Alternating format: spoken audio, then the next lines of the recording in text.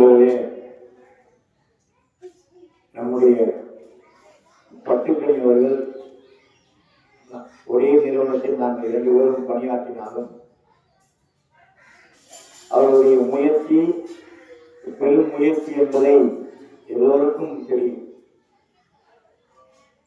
இந்த இடம் என்னுடைய பாட்டிக்கு சொந்தமானது என்பதை நான் பெருமையாக சொல்வதை விட இப்போது சாய்பாபா டெஸ்ட் எடுத்திருக்கிறாரு. அதுதான் இன்னும் தொடர்ந்து நடைபெறுவதற்கு அவர்களை மனதார பாராட்ட வேண்டும்.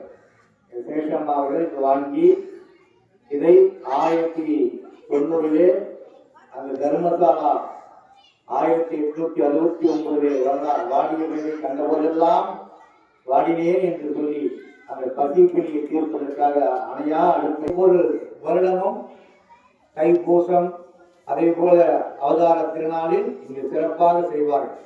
எப்போதும் தொடர்ந்து வரலாறு சொன்னது என்ன? பதித்து தனித்து விழித்திரு எல்லா உயிர்களும் இன்புற்று வாழ வேண்டும். தொல்காப்பியம் ஒன்று சொல்லுகிறது.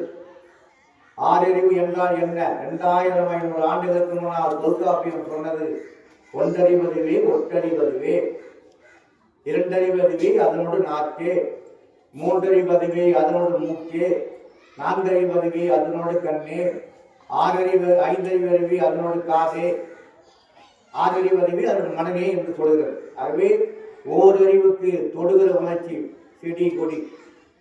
வாடிய பெயரை கண்டபோதெல்லாம் வாடி என்று சொன்னால் ஓரறிவுக்கு அவர் வாடி இருக்கிறார். அப்போது 6 அறிவுக்கு எவ்வளவு வாடி இருப்பார்? 2500 ஆண்டு. ஆகவே 4அறிவதுவே அதனோடு கண்ணே, நன்று வண்டு இதெல்லாம் தொடுகிற உணர்ச்சியும் இருக்கும், உண்ணுகிற நாக்கும் இருக்கும், மூக்கும் இருக்கும், கண்ணும் இருக்கும். இது 4அறிவு. 5அறிவதுவே அதனோடு காதே விலங்குகளுக்கு தொடுகிற உணர்ச்சியும் இருக்கும், நாக்கும் இருக்கும், சுவாசிக்கிற மூக்கும் இருக்கும், பார்வையும் இருக்கும், கேட்கிற காதும் இருக்கும். அந்த நாயை சொன்னால் வருகிறது. பைரவர் மானை சொன்னால் லட்சுமி என்றால் வருகிறது. ஆகவே கேட்கிற உணர்ச்சி இருக்கிறது. 6 அறிவு அறிவே அதனோட மனமே என்று தொல்காப்பியும் 2500 ஆண்டுகளுக்கு முன்னால் நம்முடைய முன்னோர்கள் சொன்னார். அதைத்தான் வரலாறு ஓரறிவுக்கு வாடினார். வாடிய பெயரை கண்ட போதெல்லாம் வாடினேன் என்று சொன்னார். பெற்ற தாய்தனை மகள் மறந்தாலும், பிள்ளையை பெறும் தாய் மறந்தாலும், உற்ற தேகத்தை உயிர் மறந்தாலும், கண்கள் நின்று இமைப்பதை மறந்தாலும், இப்படி நமக்காக எழுதி எழுதி திருவருட்பாவை தந்தார். இப்போதெல்லாம் அகவல் படித்தார். எவ்வளவு அற்புதமான சிந்தித்திருக்கிறார்கள் என்பதை மட்டும் நாம் நினைத்து வரலாறுக்கு வழக்கு போட்டார்கள். வழக்கு போட்டவர் இவர். திருவருட்பாவை சரி ஏதோ ஒரு காரணத்துக்கு வழக்கு போட்டார். நீதிபதி அழைக்கிறார்கள். வழக்கு போட்டவர் எப்படி இருக்க வேண்டும்? வழக்கு போட்டவர் என்றால் எதிர்த்து வாதியை மதிக்கக்கூடாது. அவர் அந்த பக்கம் உட்கார்ந்திருப்பார், இந்த பக்கம் உட்கார்ந்திருப்பார். ஆனால் வரலாறு நீதிமன்ற விநாயகத்தில் வருகின்ற போது வழக்கு போட்டவர் எழுந்திருக்கிறார். நீதிபதி ஆங்கிலேய நீதிபதி பார்க்கிறார். வழக்கு போட்ட நீங்களே அவருக்கு மதிப்பு கொடுக்கிறது என்றால் அதைவிட என்ன ஆச்சரியம் என்றால் இவரே நீதிபதியை எழுந்திருக்கிறார். அப்பொழுது ஒரு நாண ஒளி அவர்களுக்கு இருக்கிறது. குழந்தையாக இருக்கின்ற போது சிதம்பரத்துக்கு சென்று அந்த சிதம்பரத்திலே நடராஜனை பார்த்து இந்த குழந்தை சிரித்தது என்று வரலாறு சொல்கிறது. சிதம்பரம் அவ்வளவு சிறப்பு. இந்த நடராஜர் கோயில் அவ்வளவு சிறப்பு. திருவாரூரில் பிறந்தால் முக்தி, காசியிலே இறந்தால் முக்தி, சிதம்பரம் தரிசிக்க முக்தி, காலத்தில் பிரவேசிக்க முக்தி. அண்ணாமலை நினைத்தாலே அதுதான் சைவம் சொல்கிறது. இதெல்லாம் எளிமையாக சொல்லித் தந்தது. திருவாரூரை பிறக்கவில்லையா? கவலைப்படாது. காசிலே இறக்க முடியாதா? கவலைப்படாது. காலத்தை பிரவேசிக்க முடியாதா? கவலைப்படாது. சிதம்பரம் சென்று தரிசிக்க முடியாதா? கவலைப்படாது. எங்கிருந்தாலும், மாஸ்டர் இருந்தாலும், அமெரிக்காவில் இருந்தாலும், உலகத்தில் எந்த மொழி இருந்தாலும் அண்ணாமலைகளை முக்தி கிடைக்கும் என்று நமக்கு சைவம் சொல்லுகிறது. ஆகவே வரலாறு எப்படியெல்லாம் துன்பப்பட்டிருக்கிறார். கைவீசி நடக்க பயந்து தன்னை உருக்கி மூடிக்கொண்டு வெள்ளை துணியை போட்டுக்கொண்டு எல்லோரும் காவிதான் சிறந்த குரலிடத்து காவி உடைதான் சிறந்தது என்ற காலத்தில் அது பௌத்தர் காலத்திலிருந்து தொடர்ந்து வந்து கொண்டிருக்கிறது. ஆனால் வெள்ளையாடி அணிந்து கொண்டு தனக்காக ஒரு கொடியை உருவாக்கி, மஞ்சள் வெள்ளையில் கலந்த கொடியை உருவாக்கி சமரச சுத்த சன்மார்க்க சங்கத்தை ஏற்படுத்தி எல்லோரும் ஒன்றுதான் என்பதை மட்டும் நினைவில் வைத்து சிறப்பாக செய்த வள்ளலார் இன்றல்ல 200 ஆண்டுகள் கடந்து விட்டது. 200 ஆண்டுகள் கடந்த பின்னும் இன்னும் நாம் பேசிக் கொண்டிருக்கிறோம் என்று சொன்னால் அந்த நாணிகள் இதேதான். சாய்பாபாவும் வள்ளலாரும் ஒன்றுதான். சாய்பாபா வடக்கிலே வந்து அங்கு எண்ணெய் கேட்கிறார், விலக்கு ஏற்றுவதற்கு எல்லாரும் கேலி செய்கிறார்கள். சீரடி சாய்பாபா கேலி செய்கிறார்கள், எண்ணெய்க்கு பதில் தண்ணியை கொடுத்து விட்டார்கள். ஆகவே இங்கு புத்தகம் எழுத வேண்டும் என்று விட்டால் அன்னியிடம் எண்ணெயும் தண்ணியும் எடுத்துவாங்க என்று சொன்னார்கள். ஆனால் எண்ணெய்க்கு பதில் தண்ணியை ஊற்றினார், விளக்கு எரிந்தது. சாய்பாபா அங்கு தண்ணிக்கு கிண்டல் செய்தார்கள், அதை தண்ணியாக ஊற்ற விளக்கு எரிந்தது. ஆகவே சாய்பாபா அங்கு இருக்கிறார், வல்லார் இருக்கிறார். யாருக்கும் எந்த விதமான இப்போது செல்போன் இருப்பது போல தொடர்பில்லை. இருந்தாலும் நாணிகள் அந்தந்த வகையிலே பிறந்து எல்லா நாணிகளும் இங்கு இருப்பார். வில்வனத்தும் அவரது சிறந்த ஊர். இங்கே சித்தர் இருக்கிறார், ஒரு கிறிஸ்தவ மதத்திலே பிறந்து சிவா என்று சொல்லி இங்கே சித்தராக இருக்கிறார். இங்கு ஏரிக்கரையில் ஓரத்திலே சிவனாலயம் இருக்கிறது. நிறைய சந்தைகள் ஒரு காலத்தில் இந்த ஊரிலிருந்து நாங்களாம் பிறப்பதற்கு முன்னால். ஆகவே அப்பேற்பட்ட நாணிகள் நிறைந்த வள்ளலார் 7 கிணறு பகுதியிலே வருகிறார். ஒரு நிர்வாண சாமியார், யாருக்கும் மதிப்பு கொடுக்க மாட்டார்.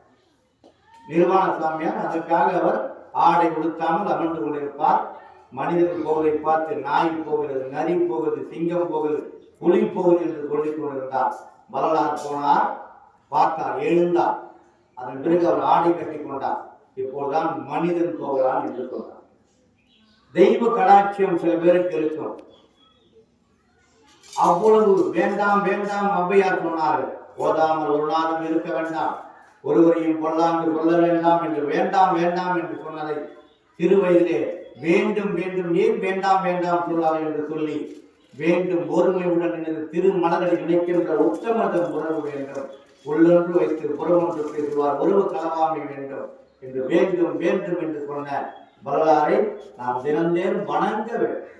அருட்பெரும் ஜோதி, அருட்பெரும் ஜோதி, தனிப்பெரும் கடை என்று சொன்னார். எலக்ட்ரான், நியூட்ரான், புரோட்டான் என்று சொல்கிறார்கள்.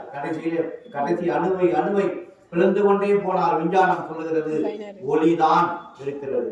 ஆகவே ஒளி வடிவமான ஜோதியாக மறைந்து ஜோதியாக சிவனோடு கலந்த நம்முடைய வரலாறை நினைக்க வேண்டும், ஒவ்வொரு நாள் நினைக்க வேண்டும். இந்த உலகத்திற்கு சமரசத்தை உருவாக்கி எல்லோருக்கும் ஒரு சமரசமாக, ஜாதியில் இல்லையடி பாப்பா என்று பாரதி பாடுவதற்கு காரணமே வரலாறு தான். வரலாறு கொள்கையை ஏற்கவில்லை என்றால் அதற்காகத்தான் பெரியார் வந்தார். இப்படி ஒவ்வொன்றும் அவரை பார்த்துதான் எல்லோரும் கற்றுக்கொண்டார்கள். உலகத்தில் சிறந்தது பசி. அந்த பசியை தீர்ப்பதற்காக மடி பிச்சை கூட ஏற்க தயாராக இருக்கிறேன் என்று சொன்னவர்.